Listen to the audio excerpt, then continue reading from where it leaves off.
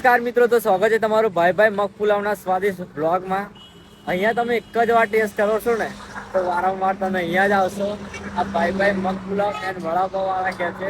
તો અત્યારે વાગ્યા છે સવારના 8. જોઈ શકો છો તમે મોર્નિંગ વ્યૂ. અત્યારે અમારી દુકાન થઈ ગઈ છે ઓપન. ભાઈ મગ પુલાવ એન્ડ વડાપાવ જોઈ શકો છો તમે. અહીંયા તમે હજુ સુધી પણ ટેસ્ટ ના કર્યો હોય તો એકવાર વિઝિટ જરૂરથી કરજો, એકવાર ટેસ્ટ કરજો. અને અમારી ચેનલ પર નવા હોય તો ચેનલને સબસ્ક્રાઇબ કરી દેજો. વિડીયો ગમે તો વિડીયોને લાઈક, શેર એન્ડ કોમેન્ટ કરી દેજો. તો જોડાઈ રહો વિડીયોમાં એન્ડ સુધી, કેમ કે આજે આપણે લીધી છે રજા. એટલે આપણા રોહિતભાઈ આજે રેસીપી બનાવવાના છે. એટલે કેવી રેસીપી, એટલે કેવો આપણે મગ પુલાવ બનાવે છે એ આપણે જોઈશું. ચાલો જોડાઈ રહો વિડીયોમાં એન્ડ સુધી. આપણે જોઈશું કે મગ પુલાવ કઈ રીતે બને છે અને કઈ રીતનું આપણા રોહિતભાઈ બનાવે છે જોઈશું આજે આપણે. રોહિતભાઈ અત્યારે સવારમાં બનાવી રહ્યા છે મગ પુલાવ, કેમ કે આજે આપણે લીધી છે રજા. એટલે આજે આપણા રોહિતભાઈ આપણે બધાને મગ પુલાવ ખવડાવવાના છે. જોઈ શકો છો. શું આવી ગયું પહેલા? સ્પેશિયલ ચટણી આવી ગઈ. તો પહેલાં સ્પેશિયલ ચટણી આવી ગઈ છે એમની, અને એમની અંદર શાકભાજી પણ એડ કરી દીધી છે. સ્પેશિયલ ચટણી નાખી રહ્યા છે, જોઈ શકો છો. અને ધીરે ધીરે હલાવીને સાતળી લઈશું. કેવું કરીશું? જોઈ શકો છો તમે.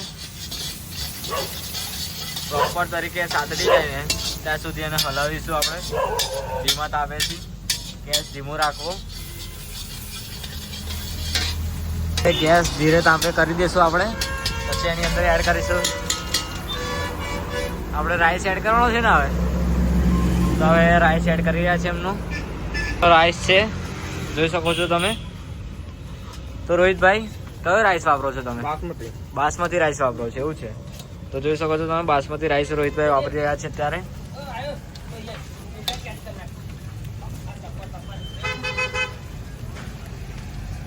આની અંદર શું આવી જશે? આ મગ. તો આ મગ આવી જશે એની અંદર, જોઈ શકો છો તમે. કયા મગ વાપરો છો? કસ્તુરી મગ. ઓહો, કસ્તુરી મગ વાપરે છે, જોઈ શકો છો. નાખી રહ્યા છો? નમક એટલે મીઠું નાખી રહ્યા છે. સ્વાદ અનુસાર મીઠું નાખીશું આપણે. ઓકે. આ શું નાખી રહ્યા છો તમે? અમારો સ્પેશિયલ મસાલો. હા, એ તમે ઘરે બનાવો છો મસાલો? તો એમનો સ્પેશિયલ ઘરેલું મસાલો છે, જોઈ શકો છો. તો સ્વાદ અનુસાર નાખી દઈશું આપણે મસાલો. ધીમે ધીમે એને હલાવી લેશું પ્રોપર તરીકે, જોઈ શકો છો તમે. તો આપણો મગ પુલાવ બનીને તૈયાર થઈ ગયો છે. હવે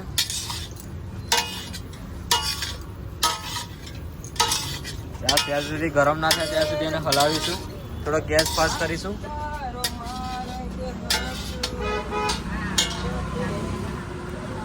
તો ગેસ ફાસ્ટ થઈ ગયો છે, જોઈ શકો છો તમે. હવે એને પ્રોપર તરીકે હલાવી લઈશું આપણે.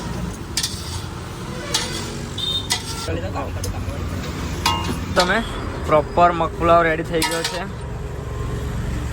તો બોસ, તમે એક જ વાર ટેસ્ટ કરો ને તો વારંવાર તમે અહીંયા જ આવો. રોહિતભાઈએ બેસ્ટ મગ પુલાવ બનાવ્યો છે, તમે જોઈ શકો છો. અહીંયા તમે એક જ વાર ટેસ્ટ કરો ને તો પછી વારંવાર તમે અહીંયા જ આવો. આ ભાઈ મગ પુલાવ અને વડાપાવ વાળા કહે છે, જોઈ શકો છો તમે. આપણો મગ પુલાવ રેડી થઈ ગયો છે અને આજે આપણા રોહિતભાઈએ બનાવ્યો છે, કેમ કે આજે આપણે લીધી છે રજા, એટલા માટે રોહિતભાઈ બનાવી રહ્યા છે. રોહિતભાઈ આજે બનાવવાના છે મગ પુલાવ અને બધાને ખવડાવવાના છે મગ પુલાવ. કેવું, શું ખવડાવશો આજે? મગ પુલાવ. ઓકે, ચાલો. સવારમાં વડાપાવ બનીને રેડી થઈ ગયા છે આપણા, જોઈ શકો છો તમે. કટ કરીને આપે છે વડાપાવ. એક જ વાર તમે ટેસ્ટ કરો ને બોસ તો વારંવાર ફરી અહીંયા જ આવો. આ વડાપાવ કે છે. ઓહો, વડાપાવની અંદર શું શું આવી જશે? પહેલાં ચટણી આવી, મીઠી ચટણી આવી જશે. પછી ઉપર તીખી ચટણી આવી જશે, ગ્રીન ચટણી આવી જશે, મસાલો અને એનો સ્પેશિયલ મસાલો આવી જશે ઉપર, જોઈ શકો છો તમે. ચલો ભાઈ, ના લે. આજ તમે એક જ ટોમેટો કાપો ને, ઓહો. સવારમાં પબ્લિક આવી ગઈ છે મગ પુલાવ ખાવા માટે.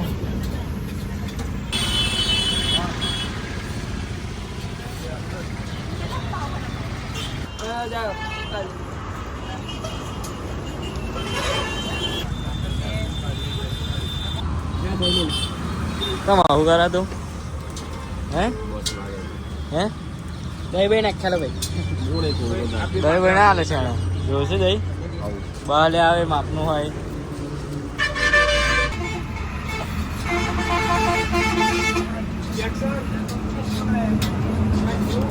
શું લાગ્યો કમ્પ્લેટ ને વાત કરી નાખ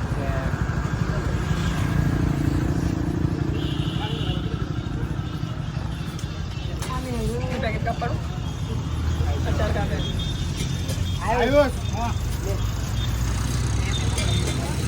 બોલ કેવું લાગે જાડિયા જોરદાર ને મજા આવી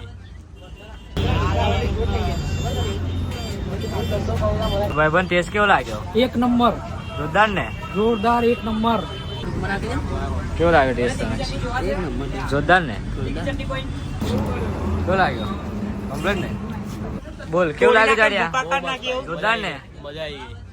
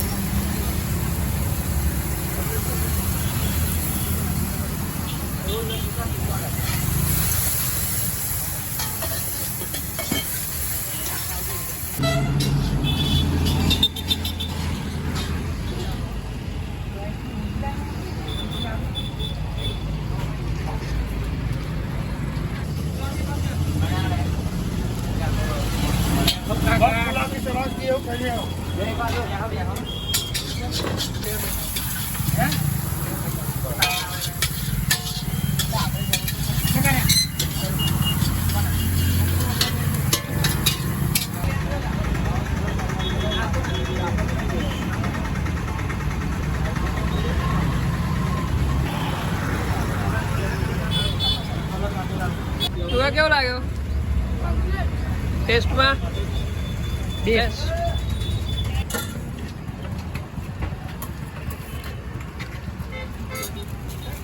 બપુ બપુ લાલ કરી નાખ્યા બોલો